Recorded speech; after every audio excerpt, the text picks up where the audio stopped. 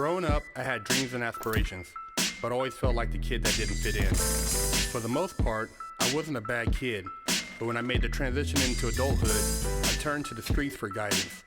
This led to getting locked up in juvenile hall, doing time in CYA, and eventually a 120-month sentence in federal prison. I had a lot of time to think and reflect during my federal sentence, so I share with you what I learned, hoping I can positively influence someone else's life with Prison Talk. What's up, everybody? Big Herc, Prison Talk. You tuned into another episode. Hopefully you subscribe by now. You stop being a damn weenie because, like I said, we got some interesting stuff in the works. We have Carla Short here, and we're getting some interesting insight from a female perspective. Now, a lot of you guys are fascinated with, pimps up, hoes down, the pimping game, and you guys tennis shoe pimps, and you guys are Instagram hoes, and you guys are doing it all. Women out there, guys out there, you guys think you guys are living a life. Well, she lived a life. She was a prostitute and a pimp, and she's got some hell of a story. So I'm gonna let her kind of give you guys a one-off of what she experienced in the game. I mean, you were just talking off camera about when you ran a whole house out here in LA. Tell us about that Sunset. 'Cause I know it used to be crazy on Sunset back in the day, the whole stroll. Yeah, I started coming in and out of LA in '74. Working the Hostro. That's when Sunset Boulevard was straight. Cracking and popping. And, I had a house over in Hollywood, and I had girls that worked out of it. And one night, a guy comes to pick up one of my girls. And in that life, I always use my sixth sense. Mm-hmm. If I didn't like the way you looked, smelled, even a sense of the feel about you, I knew there was something wrong with you. And I would be very weary. So this guy comes to pick up one of my girls. And it was just something about him that would not let me be at ease. Mm. So I went out, took a picture of the car, wrote down the plate number, and wrote down his description. He said, "What are you doing?" I said, "I'm writing down your description so I know my girl will make it back safe." And he's like, well, you don't have to do that. I said, "Yes, I do. There's something about you." Mm. So he said, "Okay, well, we'll be back in 2 hours." I said, "Okay. If you're not back in 2 hours, the police will be looking for you." He said, "But you're running the whole house." I don't give a damn. I'll tell them you came to pick her up to take her out on a date, to go to dinner. They don't got to know I'm running the whole house, but they're going to be looking for you. And then years later, I see they caught the Hillside Strangler.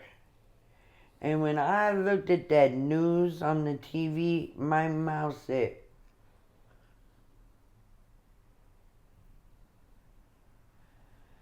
I was like, "Oh my God." I said, "Everybody come here. Look." And they all ran in there and they were like, "Oh my God." And the girl that went with him, she was like, "Oh my God." Mm. And I had chills, like my hair standing up now just talking about him. But she made it back safe. She made it back safe. Wow, but a lot of girls didn't. Only because I had my strap. Wow. See, I may have been a pimp, but I was a good pimp. Mm-hmm. I took care of my girls. I fed them, I clothed them, I gave them what they wanted. They had money. I was back in the pimping days when the pimps dressed up. Me and a guy I was with, we drove a blue 98 Oldsmobile with the gangster white walls and the gangster antenna in the back. Mm. And that was my song. Mm-hmm. I'd play that all day when I was riding on the stroll, checking my girls. And what kind of clients did you have in the game back then? I know it's Hollywood. Oh, so I had some good clients and some freaky ones.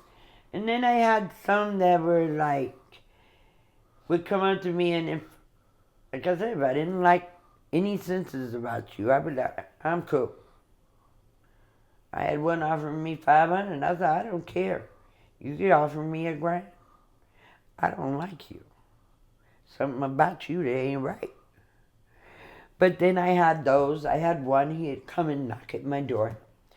I'd hand him a brown paper bag. He'd hand me a brown paper bag. It was 7 pair of dirty underwear with $700 in there, $100 for each pair. That's a hell of a hustle right there. Oh, shit. Then I had one that lived up on La Cienega, right there at the Strip. Okay. Right when you're coming up that hill in those apartments. Yeah. He stayed up in the penthouse. I'd go see him. He was the only one I ever took a check from, too. But I'd go up there. All he wanted me to do was jack a needle of cocaine off in his arm while he jacked off. Oh, wow. I said, okay, that's cool. I'm a drug addict. I'm a neighborhood drug phlebotomist. I know how to hit a vein, no problem. You know, get $400 check, I'm out the door. Oh, wow. But then you had those creepy ones. Like, I got one in Long Beach one time. It was scary. The limousine came up and he said, I got a guy who's willing to pay $1,000. Wow, $1,000, that's a lot of money back then. I said, really? He said, yeah, all you got to do, I'm going to pull up to the mansion. I'm going to drop you off. When you open the door and walk in, there's a table right there in the foyer when you walk in. Pick up your envelope and put it in your pocket. Just keep walking through and follow the lights on the floor. Well, I got there and opened that door. You talk about pitch black. It was black in there. All you seen was lights on the floor. So I follow the lights around and I go into this giant room. And it's dimly lit. There's finally some light, but it's dim. On this big table in the middle of the room is a casket. I'm standing there and my heart is like this by now. I'm about to run out the front door with the money and all because I'm starting to get scared. That's like not Scary Farm type shit. Like, all of a sudden the casket flies open. He jumps out, jacking off. I screamed bloody murder, took off running, and he says, and then he told his limo driver to come back and get me again. I said, I'm not going back there. he was jumped out the casket. Jacking off. Oh, shit. But then I had one on Sunset Boulevard. He portrayed being a trick when he was actually hooked up with these other girls. And he took me to this motel right there off of Western and Sunset. It's still there. Going just a half a block east of Western on Sunset Boulevard. Every time I go by that motel, I have flashbacks. They got me in the room. I asked for the money. He's like, bitch, you ain't getting no money. I'm raping you. And then my girls are coming in to shoot you. And he literally raped me. The girls came in with the gun. And I prayed to my guardian angels once again. And the firing pin didn't go off when they pulled the trigger. I must have commenced to whoop, because back then I was in pretty good shape. I weighed 120 pounds and I was like a bull. I commenced to whooping their ass and I went through the window, and when I went through, I still got a scar right here that took off. That right there, where I put my leg through the window, through the plate window of the motel. Because they were going to kill me. But when he said when the firing pin didn't go off, he's like, beat her with it. So this hoe don't need to be out here no more. So it was a setup? It was a setup. Oh, okay. They had a little white boy, acting like a trick, and straight set me up to rob me But they didn't know where I had all my money hidden. I'd already made a grind that day. That's what they were trying to get because they kept seeing me turn tricks. So And the vicious. girls that came out in that room were other hoes that were out on that same stroke. Oh, so the whole this is a hell of a whole competition. Yes, it was a whole competition, and they literally set me up to rob me and kill me. Wow. And I still got a scar that long right in the front of my leg where I literally put my leg through that plate window. And when I did and the window broke, I just charged through it. With my body. I just pushed right on through it.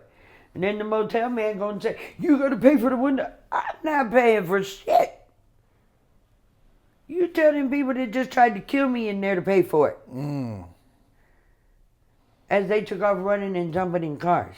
Wow. I'm running down Sunset Boulevard, blood going everywhere. And not a stitch of nothing on me. Butt naked. Butt naked, running down Sunset Boulevard. Damn. To save my life. So hoeing isn't all that it's made up to be.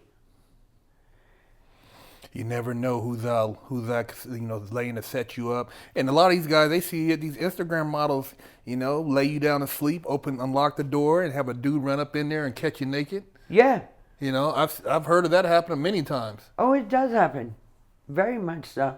Because a lot of these times, the guys that will act like a trick aren't a trick. They're out there to either rape you. It's not the first time I've been raped out there. I've been raped 3 different times.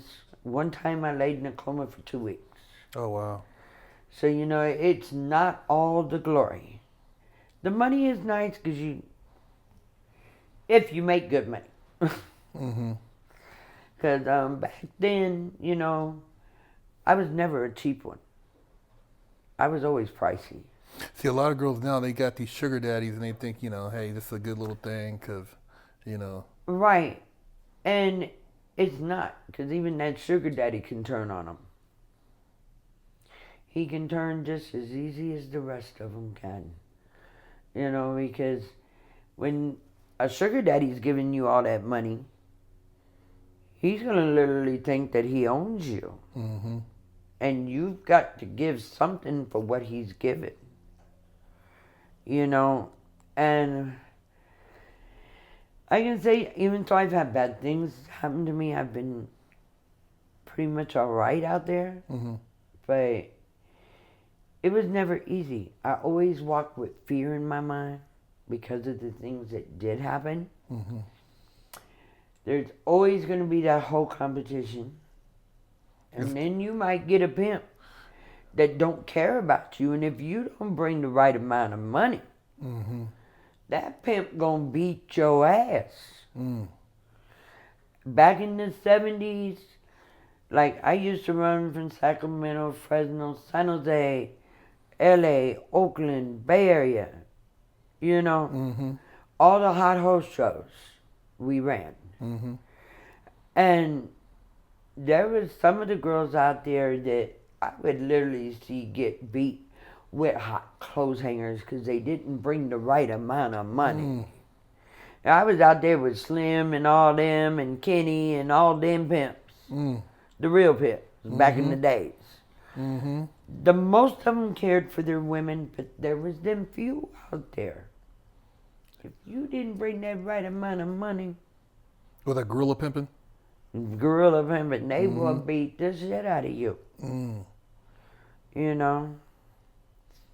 So it ain't no retirement for a prostitute then? No, it's not. And what would you say as far as I know looking in retrospect and looking at people you see now that was in that, where are they at today? Where are most of those pimps and, women who were prostituting at, where are they at today?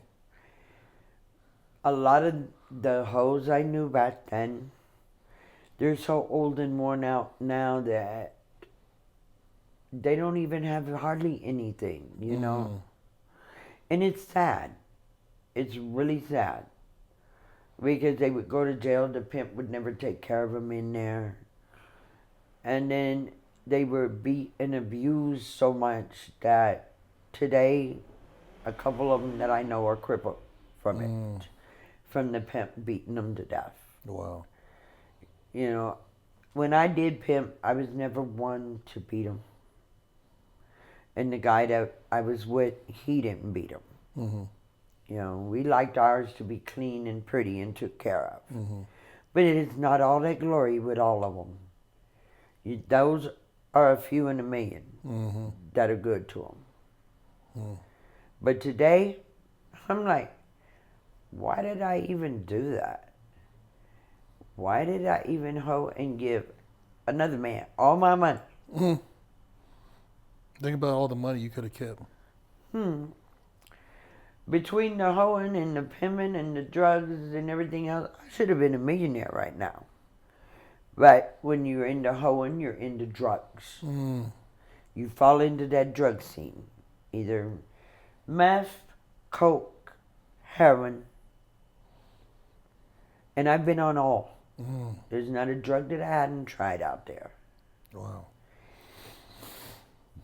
And that ruins them too.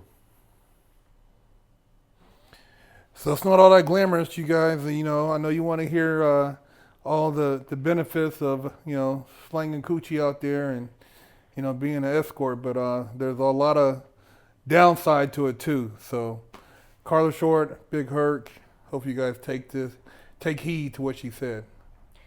Please take heed.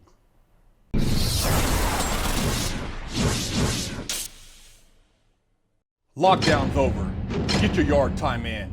Exclusively at FreshOutSeries.com.